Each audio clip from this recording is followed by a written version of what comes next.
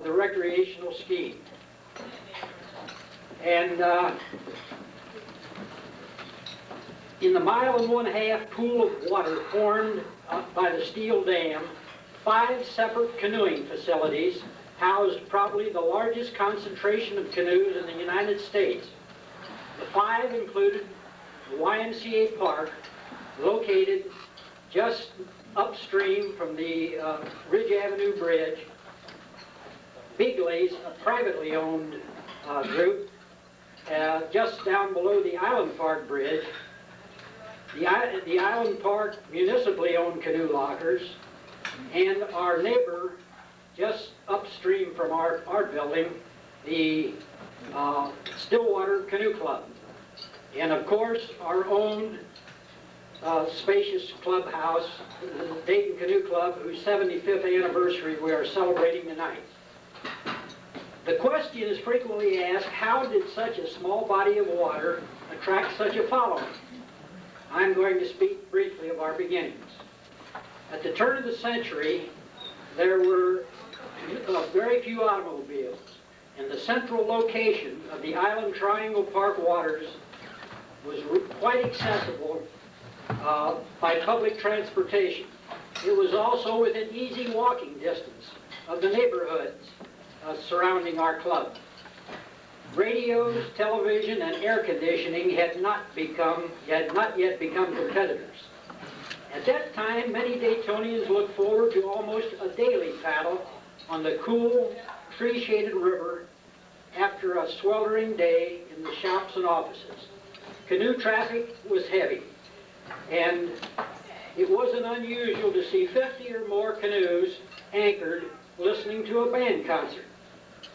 Of the facilities providing storage for the privately owned canoes, there were 3 of the 4 required transporting the boats a short distance to the water on wheeled carts. The YMCA and Bigley's even required crossing Riverside Drive. They were dedicated canoeists in those days.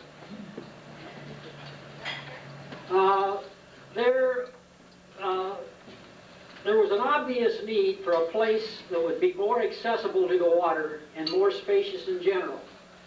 The Stillwater Canoe Club, our neighbor here, they were originally located just downtown near where the present YMCA is located. And during an earlier flood, the building was damaged slightly, and they decided to move the clubhouse to its present location. This was done with horses and wagons, and the club was owned by a small group of successful businessmen, and they insisted on having a closed membership. It ended up being a last man club. They allowed no new members in. But as frequently happens, there was a maverick in their group by the name of Charles W. Schaefer. Mr. Schaefer lived on Helena Street, at 31 Helena Street, and his house is still standing.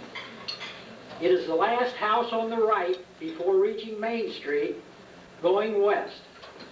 Mr. Schaefer can certainly be called the godfather of the Dayton Canoe Club.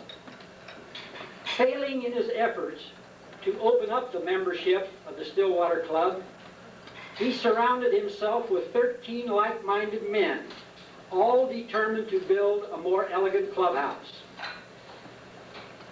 In 1912, they obtained its charter from the state, and they went to our city fathers and convinced them that the new organization, the Dayton Canoe Club, would always be an asset to the community, and that they should lease them a site on which to build. 3 sites were offered. One in the Triangle Park section of the Stillwater River, one in Island Park, and the one on which we are presently located. In hindsight, with our parking and traffic problems, perhaps the Island Park site might have been a better choice. On December the 25th, 1912, ground was broken for our building. By this time, 50 charter members each had pledged $500 apiece to cover the $25,000 building construction cost. About half of these men were owners or managers of businesses, professionals, or engineers. It is remarkable today how many of them lived within easy walking distance of the club. 7 lived on Helena Street. Foundations had been poured and the construction well started when on March 25, 1913, a devastating flood inundated our city, killing several hundred people and causing hundreds of millions of dollars property damage. Miraculously, our building suffered few ill effects. Construction was resumed, and on July the 12th, 1913, the finished product was dedicated. The lower locker section, the one with the flat roof, was added 2 years later in 1915. The flood had spared our building, but a major loss had occurred. The steel dam had washed out, eliminating the pool that was so important to water sports. Repairs were attempted but failed. Those who enjoyed the river banded together and started a lobbying campaign for a new dam. The original dam had a utilitarian purpose. It was built to supply water power for industry via a mill race that followed what is now the Great Miami Boulevard. But electricity had made water power unnecessary, and some taxpayers, as taxpayers are wont to do, objected to the building of the dam strictly for recreation. Some even threatened lawsuits. The canoeists, however, won a victory, and by 1917, a new dam was in place at a cost of $26,000. A new dam similar to this one is to be built in Hamilton next year and was bid in at slightly less than $2 million. This dam was built by the Price brothers, who are still in the concrete business in our area, and they were also very influential in getting our river bikeway through. The years following the completion of our clubhouse were truly golden years for canoeing locally. The river was a busy place. The canoes in those days were not produced by punch presses and plastic molds, but were carefully crafted by hand from wood. All wood at first, and later canvas covered. The owners took great pride in their appearance. Some were truly beautiful, with mahogany decks, gunnels, thwarts, and seats all brightly varnished. Some hired professional stripers to decorate them with artistic scrollwork, and some were duly christened with their names placed on their bows. The Dayton Canoe Club itself was a thing of beauty. The club room and ballroom, finished in dark, narrow, horizontal wood strips, gave it a rich nautical appearance. It was the forerunner of the more posh country clubs that were to later come in our suburbs. It attracted many important Daytonians to membership, including the world-famous inventor Charles F. Kettering. For many years, we had our own private swimming area, equipped with a 1-meter springboard, a 2-tiered diving tower, and a large swing extending over the water. The canoe lockers were fully occupied, and Bill Smales, our oldest living member, recalls being on the waiting list before being accepted as a member in 1919. Island Park was a major attraction. It provided a variety of recreational outlets. Municipally owned, the park maintained a swimming beach, complete with slides for the children, lifeguards, and 2 large diving platforms anchored in the middle of the river. A large elevated dance hall attracted young couples. And on the ground floor of the dance hall, there were locker rooms and showers for the swimmers, plus a lunchroom and a game room. And rowboats were also available for rent. Triangle Park with its many picnic shelters, also had an attractive dance hall. And many fellows would take their dates to the dances via canoe with a ride in the moonlight in the pillow-lined craft afterwards. Many a touching romance started on our nearby waters.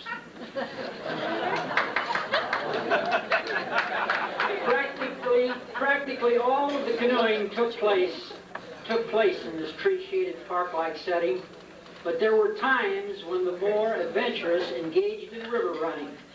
Then the men would paddle upstream to the Route 25 bridge, load their canoes onto an electric interurban train, which transported them and their boats to Troy, Ohio, 20 miles upstream. This was the way it was done before those handy autos came along. Some very long distance trips were made by individuals, some even to New Orleans by canoe. But the casual, easy, park-like canoeing stopped when the famous 4th of July regattas loomed ahead. The contestants practiced for many weeks prior to the event. These celebrations were major attractions, with as high as 30,000 people attending. Bleachers were placed along Riverside Drive to accommodate the crowds, and all sorts of canoe races took place, with the precision warboat teams getting top billing. Swimming and diving competition was included in the program, with some of the diving being done off the old Island Park Bridge. The finale at dusk was the lighted canoe parade with as high as 300 boats participating. And of course, the Dayton Canoe Club was the spark plug in the involved planning and implementation of these events. The local press gave us excellent coverage and credit. However, over a long period of time, a gradual reduction in our local river activities took place. 2 of the 5 facilities folded. The Stillwater Club, with its closed membership, still operated, but barely. Only the Island Park Group and the Dayton Canoe Club remained active. Island Park was being deliberately de-emphasized. The economic depression of the 1930s forced some of these cutbacks. The swimming beach was closed, and the dance pavilion was dismantled. Later, the Triangle Park Dance Hall burned to the ground. The popularity of the automobile was also giving people a much broader range when it came to choosing a place to enjoy the water. The refining of the outboard engine provided speed on the water without effort, enticing the many. The unkindest cut of all was the mass invasion of the high-speed motorboats onto this small body of water, so ideally suited for hand-propelled craft.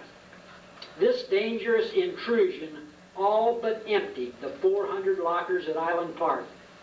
These lockers had served an important role even for the Dayton Canoe Club, for they were available to all at a very low price, and many who rented them later joined our organization. Just recently, these sturdy steel and brick structures were leveled. Most were empty. Only after years of bickering between the 2 factions was the decision made to separate the area into 2 sections.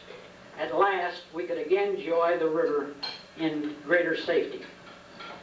Our club was also adversely affected by the construction of the 4-lane Riverside Drive Thruway.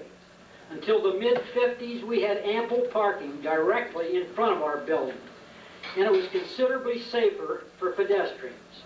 But at least we didn't lose the clubhouse. The original plan for the highway called for its removal. However, at a memorable city commission meeting, our membership rallied and the plans were changed. At about this time, another crisis was faced. The aging original owners decided to sell the building, and almost did so to an outside group. Here again, our membership pulled together and pledged the necessary funds. In spite of the many difficulties we have faced over the years, we have emerged surprisingly strong. Our social programs have prospered. The building, docks, and equipment are in excellent shape. Plus a major remodeling project has just been completed. All of this is due to the hard work and generosity of many. We have certainly been blessed with a caring membership. They not only have taken care of the physical plant, but they have shared their canoeing knowledge with thousands of youngsters and adults over the years. We have adapted to the changing times ourselves in many ways. The automobile gives our membership access to waters seen only on maps in former times. This is good. For we have broadened our canoeing horizons. Our sailing fleet has competed on waters from Canada to Florida. And two of our skippers have won 6 national championships between them. The downriver racers have done considerable traveling, and the cruisers have taken their boats nationwide. These activities have introduced us to such national organizations as the American Canoe Association, the United States Canoe Association, and their help and guidance is deeply appreciated. The golden years may have passed in our local waters, but canoeing has made tremendous strides nationally. By continuing to introduce this healthful sport to our community, we have aided in the national growth. In doing so, we have also kept our founders' promise to the city that we would always remain an asset to the area.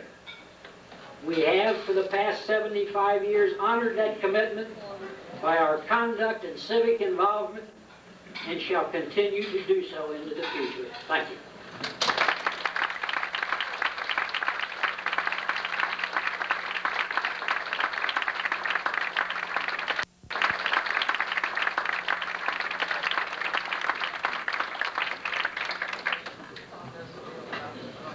Excellent review of the history of the Dayton Canoe Club, Don. I don't think anybody around here could have done any better.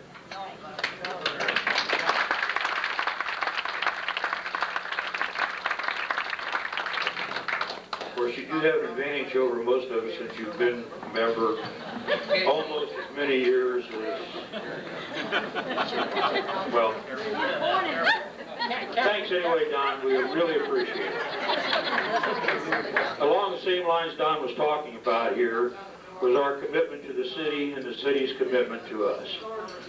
And tonight, Mr. Thomas, who is representing the city of Dayton, is here to present us with something from the city of Dayton that I think is very impressive for all of us. Mr. Thomas.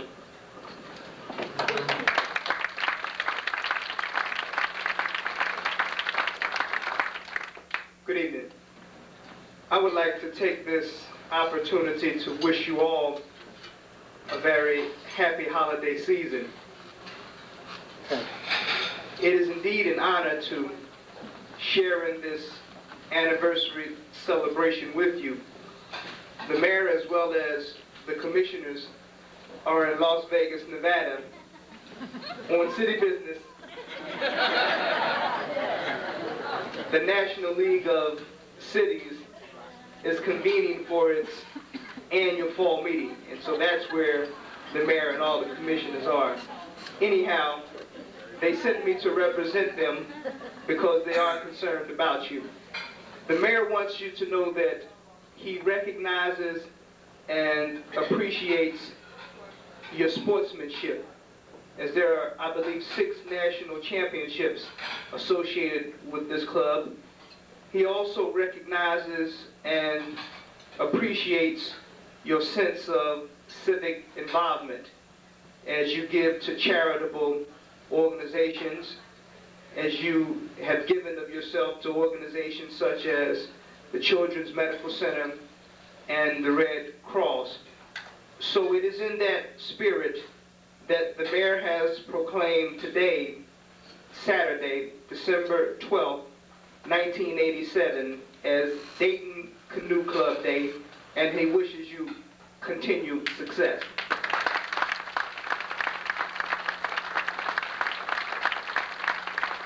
Mr. Miller.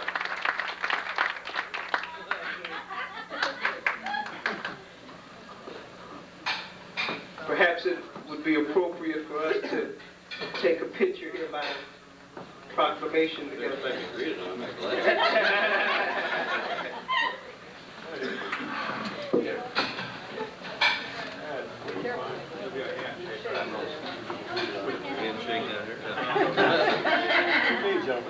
Look at the film, man, Bob. Thank you.